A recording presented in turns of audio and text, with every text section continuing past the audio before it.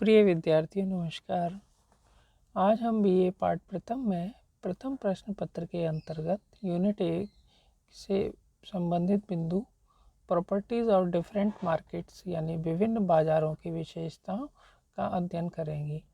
यह बिंदु बीए पाठ द्वितीय में प्रश्न पत्र प्रथम में यूनिट बी के अंतर्गत भी शामिल किया गया है। अर्थशास्त्र में बाजार शब्द का अभिप्राय उस संपूर्ण क्षेत्र से है जहां वस्तु विशेष के क्रेता और विक्रेताओं में परस्पर प्रतिस्पर्धात्मक संपर्क हो, जिसके फलस्वरूप उस क्षेत्र विशेष में उस वस्तु के मूल्य लगभग समान होने की प्रवृत्ति रखते हैं। इसलिए बाजार शब्द में प्रतिस्पर्धा का तत्व महत्वपूर्ण माना जाता है। यदि किसी वस्तु के लिए क्रेताओं व विक्रेताओं में विस्तृत क्षेत्र में प्रतिस्पर्धा पाई जाती है तो उस वस्तु का बाजार भी विस्तृत माना जाएगा। बाजार का विस्तृत होना कई बातों पर निर्भर करता है, जैसे वस्तु की मांग व पूर्ति का विस्तृत होना, वस्तु का टिकाऊपन आदि। परिवहन व संचार साधनों के विकास ने भी बाजारों के विस्तार में सहायता पहुंचाई है। विशेषताएं: वस्तु, साधन व सेवा की उपलब्धता, क्रेता व विक्रेता का अस्तित्व, क्रेता विक्रेता के मध्य प्रतियोगितापूर्ण संपर्क, संपूर्ण क्षेत्र जहां क्रेता और विक्रेता उपलब्ध हों।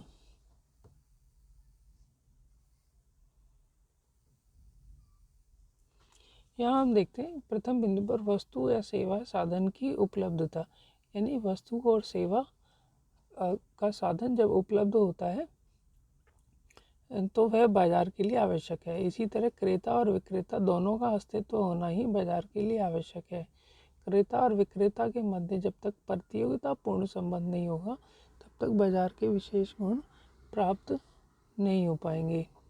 इसी तरह संपूर्ण क्षेत्र जहाँ क्रेता और विक्रेता उपलब्ध हो वे बाजार का हिस्सा माने जाते हैं। बाजार का वर्गीकरण: स्थानीय क्षेत्र के अनुसार स्थानीय बाजार, प्रादेशिक बाजार, राष्ट्रीय बाजार और अंतर्राष्ट्रीय बाजार, यानी कि जैसे जैसे क्षेत्र बड़ा होता जाता है उसके वर्गीकरण बदल जाते हैं। इसी तरह समय के अनुसार भी वर्गीकरण बदल जाते हैं। अति अल्पकालीन बाजार, छोटे समय की वस्तुओं के लिए अल्पकालीन बाजार, दीर्घकालीन बाजार और अति दीर्घकालीन बाजार लंबे समय के लिए होते हैं। कार्य के अनुसार वर्गीकरण भी पाया जाता है। सामान्य या मिश्रित बाजार, जिसमें सभी प्रकार के कार्य होते हैं। विशिष्ट बाजार, किसी खास वस्तु या कार्य के लिए। नमूना द्वारा बाजार, या किसी चुनिंदा वस्तुओं के लिए, या श्रेणी या ग्रेड के अनुसार बिक्री के आधार पर भी बाजारों का अस्तित्व होता है। अब सबसे जो जरूरी है वह है प्रतियोगिता या परिस्थिति के कारण बाजार। हमारे पाठ्यक्रम या सिलेबस में भी सर्वाधिक महत्व इसी बात को दिया जाता है कि बाजारों में प्रतियोगिता के आधार पर किस प्रकार का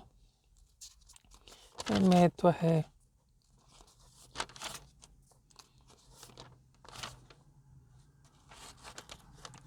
प्रतिस्पर्धा या प्रतियोगिता के कारण कई प्रकार के बाजार उपलब्ध हो जाते हैं। जैसे विक्रेता पक्ष की ओर से प्रतिस्पर्धा के आधार पर विभिन्न बाजार हो जाते हैं। इसके अंतर्गत पूर्ण प्रतिस्पर्धा, एकाधिकारात्मक प्रतिस्पर्धा, अल्पाधिकार आदि का विवेचन किया जाता है। यानी कि जब विक्रेता पक्ष में यानी बेचने वाले विभिन्न व्यापारियों या उत्पादकों के ओर से जब प्रतियोगिता होती है, उनमें आपस में प्रतियोगिता होती है, तो ये विभिन्न प्रकार के बाजार उपलब्ध होते हैं। यहाँ जो आपके सामने वर्णन हो रहा है वह विक्रेताओं के आधार पर ही है।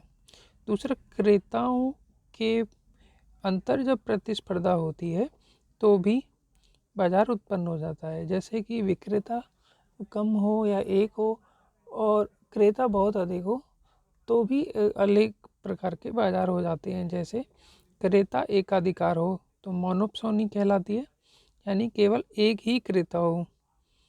क्रेता अल्पाधिकार यानी कुछ क्रेता हो ओलिगोप्सोनी, और एकाधिकार हो तो बाइलेटरल मोनोपोली यानी क्रेता और विक्रेता की ओर भी एक एक होने पर यह पाई जाती है। द्विपक्षीय एकाधिकार में एक क्रेता तथा एक विक्रेता होता है।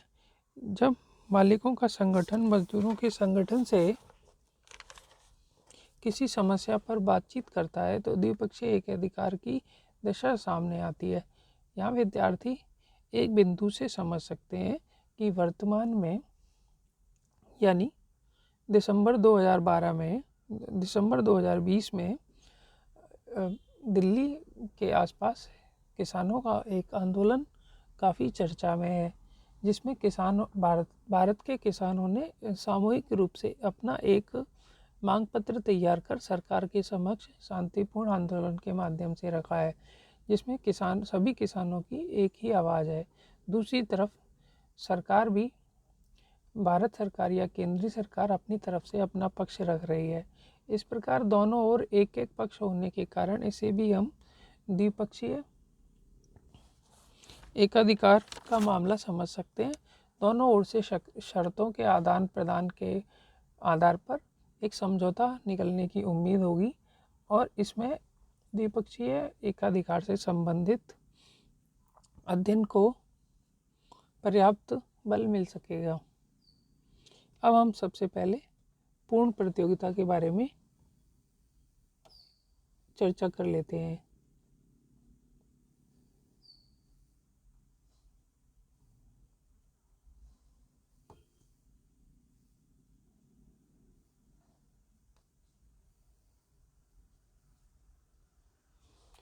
पूर्ण प्रतियोगिता में विशुद्ध प्रतिस्पर्धा बाजार की वह दशा होती है जिसमें एक व्यक्तिगत फर्म की वस्तु की मांग पूर्णतया लोचदार होती है। ऐसी स्थिति में फर्म प्रचलित बाजार भाव पर चाहे जितना माल बेच सकती है, लेकिन स्वयं कीमत को प्रभावित नहीं कर सकती। ऐसी स्थिति में एक फर्म का औसत आय वक्र क्षैतिज आकार का होता है। विशुद्ध प्रतिस्पर्धा की शर्तें। विशुद्ध प्रतिस्पर्धा में अनेक फर्में होती हैं। समरूप वस्तुएं यानी होमोजेनियस वस्तुएं होती हैं, यानी सभी वस्तुएं एक प्रकार की होती हैं। प्रवेश स्वतंत्र एवं निकास हो सकता है।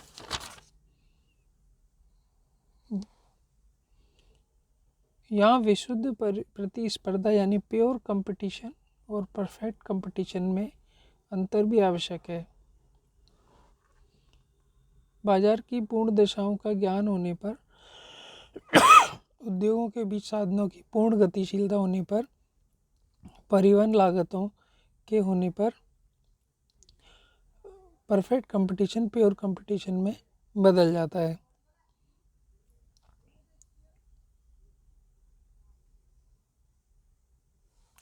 दूसरा अपूर्ण प्रतियोगिता यानी इम्परफेक्ट कंपटीशन। इसके 3 हिस्से हैं: एकाधिकारात्मक प्रतियोगिता, द्वैधाधिकार और अल्पाधिकार।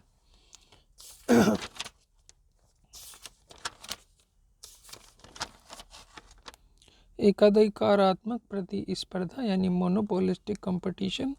बाजार के इस रूप में अनेक फर्में पाई जाती हैं, साथ ही वस्तु विभेद या अंतर भी पाया जाता है। अनेक फर्मों के होने से प्रतिस्पर्धा की स्थिति पाई जाती है और वस्तु विभेद के कारण प्रत्येक फर्म का थोड़ा एकाधिकार भी हो जाता है। अर्थात एक फर्म अपनी वस्तु की कीमत को कुछ सीमा तक प्रभावित कर लेती है। ग्राहक अपनी पसंद के कारण कुछ विक्रेताओं का उनके माल की थोड़ी ऊंची कीमत भी दे सकते हैं। जैसे कुछ मिठाई वाले अपने माल की कीमत थोड़ी ऊंची रखकर भी ग्राहकों को आकर्षित कर लेते हैं, क्योंकि ग्राहक किसी न किसी कारण से उनकी मिठाई को दूसरों की मिठाई से अच्छा समझ लेते हैं। दूसरा अल्प विक्रेताधिकार या ओलिगोपोली। इसमें थोड़े से विक्रेता होते हैं और वस्तु एक सी हो सकती है या भेद पाया जा सकता है। जब कुछ फर्में एक सी वस्तु बेचती हैं तो उसे विशुद्ध अल्प विक्रेताधिकार कहते हैं। यानी प्योर ओलिगोपोली कहते हैं, जैसे सीमेंट, एल्यूमिनियम और इस्पात उद्योगों में पाई जाती है। प्राय यह देखा जाता है किसी एक विषय पर बाजार में 3-4 प्रमुख पाठ्य पुस्तकें उपलब्ध होती हैं और उनमें कुछ अंतर भी हो लेता है। ये वस्तु विभेद वाले अल्प विक्रेताधिकार का उदाहरण होती हैं, जैसे मोटर गाड़ियाँ, स्कूटर, मोपेड, रेडियो, टीवी में भी यह अल्प विक्रेताधिकार के गुण पाए जाते हैं।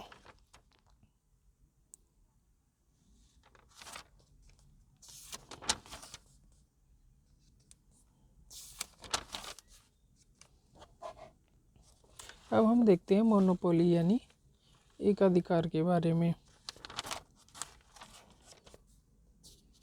एकाधिकार के अंतर्गत एक ही फर्म एक दी हुई वस्तु की एकमात्र उत्पादक होती है और इस वस्तु के कोई निकट के प्रतियोगी या स्थानापन्न नहीं होते हैं।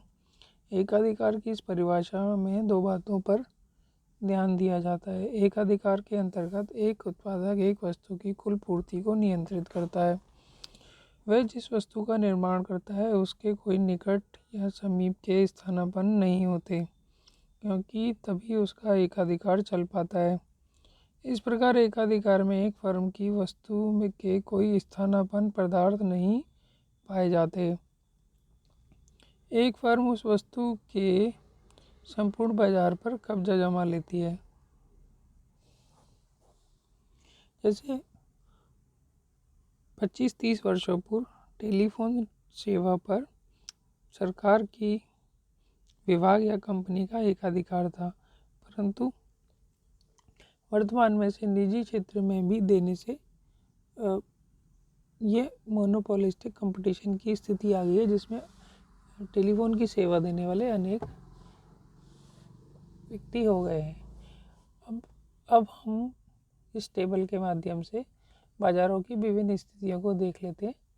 प्रथम कॉलम में आधार है, विक्रेताओं की संख्या के आधार पर बड़ी संख्या होगी, पूर्ण प्रतियोगिता होगी, एकाधिकार होगा, होगी और आगे इसी तरह से दिए हुए हैं। यानी प्रथम कॉलम में पूर्ण प्रतियोगिता दी हुई है, द्वितीय कॉलम में एकाधिकार दिया हुआ है। यह संभवतः ये स्पष्ट दिखाई नहीं दे रहा है, लेकिन फिर भी आप देख सकते, आप यह मान लीजिए कि प्रथम कॉलम में परफेक्ट कंपटीशन है। उत्पाद की प्रकृति समरूप होगी। परफेक्ट कंपटीशन में फर्मों का प्रवेश व बहिर्गमन आसान होगा, स्वतंत्र होगा, विक्रय की लागत आवश्यक नहीं होगी, कीमत नियंत्रण की मात्रा 0 होगी। मोनोपोली में एक विक्रेता होगा, उत्पाद की प्रकृति का कोई स्थानापन्न नहीं होगा, फर्मों के प्रवेश पर प्रतिबंध होगा, विक्रय लागत आवश्यक नहीं होगी, कीमत पर पूर्ण नियंत्रण होगा। इस प्रकार हम देख लेते हैं।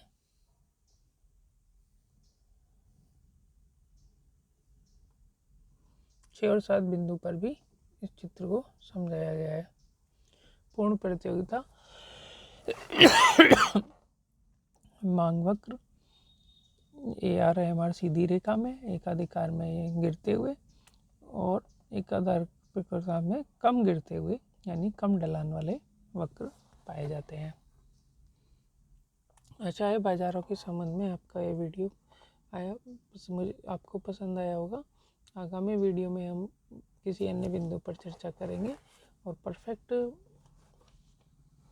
Competition market, perfect competition market के अंतर का एक वीडियो और बनाकर आप तक ज़रूर पहुंचाया जाएगा। इसमें आप प्रश्न लिख सकते हैं, बाजारों के विभिन्न प्रकारों की चर्चा कीजिए, इनमें विभेद के विभिन्न आधारों को भी समझाइए।